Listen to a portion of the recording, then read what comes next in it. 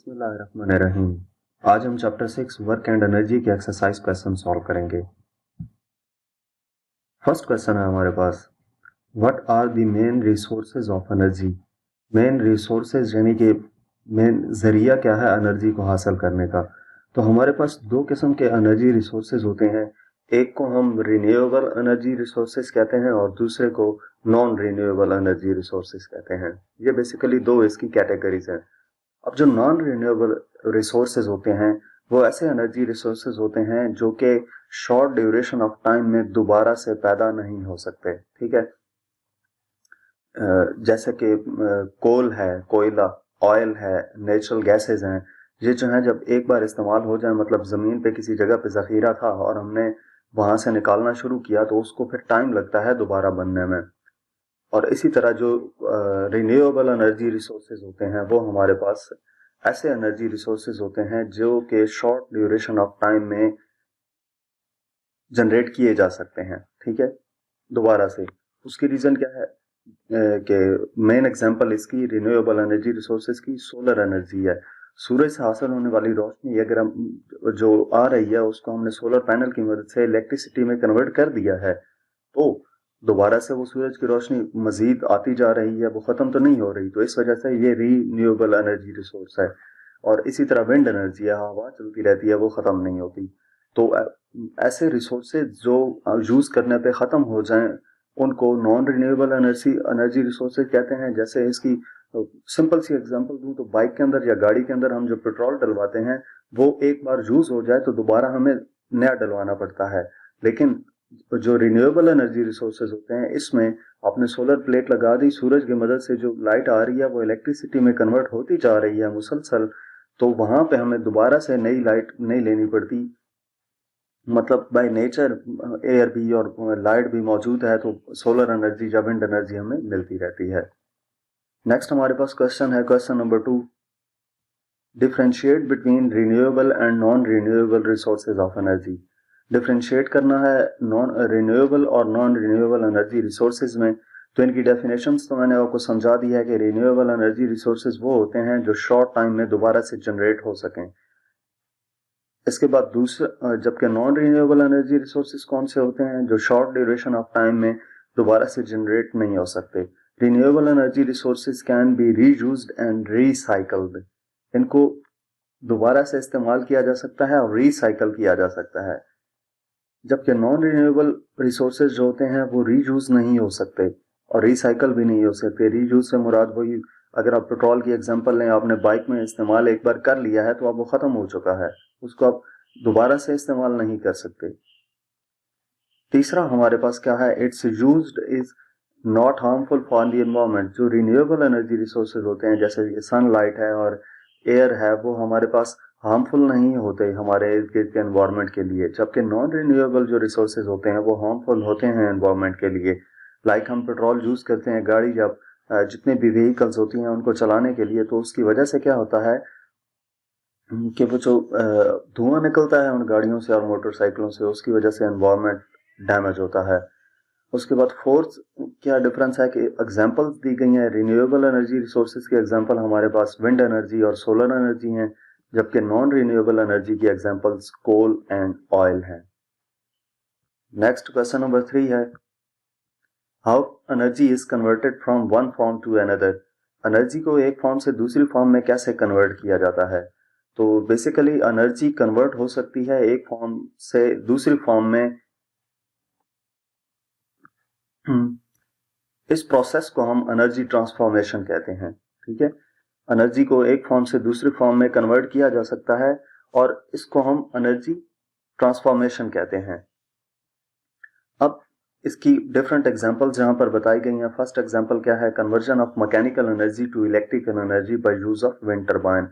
Wind turbine लगाए जाते हैं, उनकी मदद से क्या होता है कि जो मैकेनिकल एनर्जी है, ये इसके पर घूमते हैं तो इससे मैकेनिकल एनर्जी बनती है। वो मैकेनिकल एनर्जी पीछे लगे टरबाइन की मदद से इलेक्ट्रिसिटी में कन्वर्ट हो जाती है, इलेक्ट्रिकल एनर्जी में कन्वर्ट हो जाती है। सेकंड हमारे पास है conversion of mechanical energy to thermal energy by burning fossil fuels. Chemical energy को थर्मल एनर्जी में कन्वर्ट किया जाता है। ये फॉसिल फ्यूल्स को बर्न करके जो केमिकल एनर्जी होती है वो थर्मल एनर्जी में कन्वर्ट की जाती है। नेक्स्ट हमारे पास हीटर्स हैं। हीटर की मदद से थर्मल एनर्जी जो इलेक्ट्रिकल एनर्जी होती है, यानी कि इसको हम बिजली प्रोवाइड करते हैं जिसकी मदद से ये हीटर ऑन होते हैं, तो इलेक्ट्रिकल एनर्जी थर्मल एनर्जी में कन्वर्ट हो रही होती है हीटर की मदद से। नेक्स्ट क्वेश्चन नंबर 4 है, what are different forms of energy. Different forms क्या है एनर्जी की, तो फॉर्म्स लिखनी है एनर्जी की। सबसे पहले हमारे पास जो एनर्जी की फॉर्म है, मैकेनिकल एनर्जी है, थर्मल एनर्जी है, sound energy, electrical energy, chemical energy, nuclear energy और रेडिएंट एनर्जी। ये हमारे पास डिफरेंट फॉर्म्स ऑफ एनर्जीज मौजूद हैं। नेक्स्ट क्वेश्चन नंबर 5 है, can kinetic energy of a body be negative? A freely falling object eventually stops on reaching the ground, what happens to its kinetic energy? एक ही question में दो question पूछे गए हैं। पहली बात ये पूछी गई है कि क्या काइनेटिक एनर्जी नेगेटिव हो सकती है, और उसके बाद दूसरी बात ये पूछी गई है कि फ्रीली फॉलिंग ऑब्जेक्ट है और वो जब ग्राउंड पे पहुंचता है तो वो स्टॉप हो जाता है, तो उसकी काइनेटिक एनर्जी किधर गई? तो सबसे पहले हम इस बात का जवाब देते हैं कि काइनेटिक एनर्जी नेगेटिव हो सकती है या नहीं। इसके लिए हम ये देखेंगे काइनेटिक एनर्जी हमारे पास डिपेंड किस चीज पे कर रही होती है। काइनेटिक एनर्जी का फार्मूला है 1/2 mv²। तो इसमें काइनेटिक एनर्जी मास और वेलोसिटी पे डिपेंड कर रही होती है, मास और वेलोसिटी पे डिपेंड कर रही होती है। ना तो हमारे पास मास नेगेटिव होता है और ना ही वेलोसिटी नेगेटिव होती है। तो जब ये दोनों चीजें हमारे पास पॉजिटिव हैं, तो इसका मतलब ये हुआ कि काइनेटिक एनर्जी कभी भी नेगेटिव नहीं हो सकती। इसके बाद अगर इस चीज की बात करें कि फ्रीली फॉल ऑब्जेक्ट कर रहा था और वो हिट करता है ग्राउंड को, तो उसकी काइनेटिक एनर्जी के साथ क्या हुआ? तो जब ऑब्जेक्ट हिट करेगा ग्राउंड को तो वो सडन स्टॉप कर जाएगा, यानी कि अचानक रुक जाएगा, और उसकी जितनी भी काइनेटिक एनर्जी होगी वो ट्रांसफर हो जाएगी किसको? ग्राउंड को, और जो सराउंडिंग ऑब्जेक्ट्स होते हैं उनको, in the form of sound, heat and deformation energy. Therefore, the kinetic energy of the object is no longer present in the object। तो इस वजह से जो काइनेटिक एनर्जी होगी वो उस ऑब्जेक्ट के अंदर नहीं रहेगी, यानी कि वो ग्राउंड को और बाकी जो सराउंडिंग्स में ऑब्जेक्ट्स हैं उनको वो ट्रांसफर हो जाएगी। लाइक बॉल अगर जमीन पे गिरती है तो क्या होता है कि अगर वो जमीन कच्ची है तो आपने देखा होगा कि मिट्टी के ऊपर जब वो बॉल गिरती है तो वहां पे क्या करती है? सबसे पहले साउंड प्रोड्यूस होती है बॉल गिरने की, दूसरा वहां से हीट भी प्रोड्यूस होती है लेकिन वो काफी कम होती है बॉल के गिरने से, और तीसरी चीज वहां से मिट्टी के जरे इधर उधर उड़ के जाते हैं। तो उसने यही किया कि सराउंडिंग ऑब्जेक्ट्स पे को ट्रांसफर की काइनेटिक एनर्जी, और साथ ही वहां पे छोटा सा गड़ा बन जाता है जहां पे बॉल आके लगती है, तो वो उसने क्या किया? डिफॉर्म कर दिया उस ऑब्जेक्ट को या जमीन को। तो नेक्स्ट हमारे पास क्वेश्चन है, question number 6, give 3 examples of gravitational potential energy. Gravitational potential energy की 3 एग्जांपल्स देनी है। तो ग्रेविटेशनल पोटेंशियल एनर्जी की जो 3 एग्जांपल्स हैं वो हम देखते हैं। सबसे पहली इसकी जो एग्जांपल है ग्रेविटेशनल पोटेंशियल एनर्जी की, इसके एग्जांपल्स बताने से पहले आपको ये बता दूं कि ग्रेविटेशनल पोटेंशियल एनर्जी किसी भी बॉडी के अंदर हाइट की वजह से होती है, ठीक है। उसकी हाइट या पोजीशन चेंज करने से जो उसमें एनर्जी आती है उसको ग्रेविटेशनल पोटेंशियल एनर्जी का नाम दिया जाता है।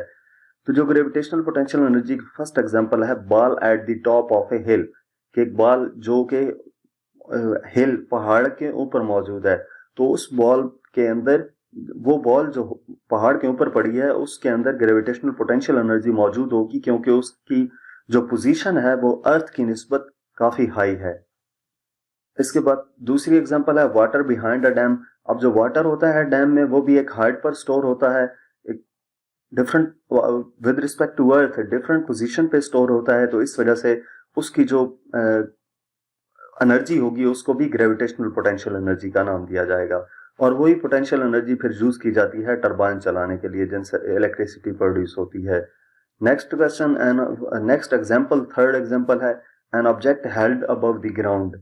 एक ऑब्जेक्ट है जिसको ग्राउंड से थोड़ा सा ऊपर पकड़ा हुआ है, तो उसमें भी हाइट की वजह से ग्रेविटेशनल पोटेंशियल एनर्जी मौजूद होगी due to earth's gravitational field. यानी कि ग्रेविटेशनल पोटेंशियल एनर्जी क्या होती है और पोटेंशियल एनर्जी तो किसी भी हाइट पे हम ले जाए ना, अर्थ से किसी हाइट पे किसी ऑब्जेक्ट को ले जाएं तो उसको पोटेंशियल एनर्जी कहते हैं। ग्रेविटेशनल पोटेंशियल एनर्जी वो एनर्जी होती है जो हाइट पे ले जाएं लेकिन वो ऑब्जेक्ट उस ग्रेविटेशनल अर्थ की ग्रेविटेशनल फील्ड के अंदर ही रहे वो ऑब्जेक्ट। तो इस वजह से ये तीनों जो एग्जांपल्स दी हैं वो अर्थ की ग्रेविटेशनल फील्ड के अंदर ही ऑब्जेक्ट मौजूद था। इसके बाद नेक्स्ट इस चैप्टर का लास्ट क्वेश्चन है, question number 7, what kind of energy transformation takes place when a body is dropped from a certain height.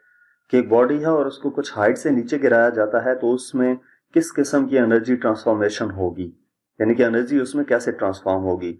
तो जब हम किसी भी ऑब्जेक्ट को एक हाइट से नीचे गिराते हैं तो हाइट पे मौजूद होने की वजह से उसमें पोटेंशियल एनर्जी मौजूद थी, क्योंकि पोटेंशियल एनर्जी, जब भी कोई ऑब्जेक्ट किसी हाइट पे मौजूद हो तो उसमें पोटेंशियल एनर्जी मौजूद होती है। वहां से जब उसको गिराया जाता है तो उसकी पोटेंशियल एनर्जी डिक्रीज होना शुरू हो जाती है, क्योंकि हाइट कम होने से पोटेंशियल एनर्जी भी कम होती है। पोटेंशियल एनर्जी का फार्मूला mgh है ना, तो वो h की वैल्यू पे डिपेंड कर रही होती है। तो हाइट कम होने से पोटेंशियल एनर्जी उसकी कम होना शुरू हो जाती है और साथ साथ उसकी काइनेटिक एनर्जी इंक्रीज होना शुरू हो जाती है। और जो ही वो ग्राउंड पे पहुंचता है तो ग्राउंड को हिट करने से पहले उसकी जो पोटेंशियल एनर्जी है वो जीरो हो चुकी होती है, लेकिन काइनेटिक एनर्जी मैक्सिमम हो चुकी है। टॉप पे पोटेंशियल एनर्जी मैक्सिमम थी, काइनेटिक एनर्जी जीरो थी।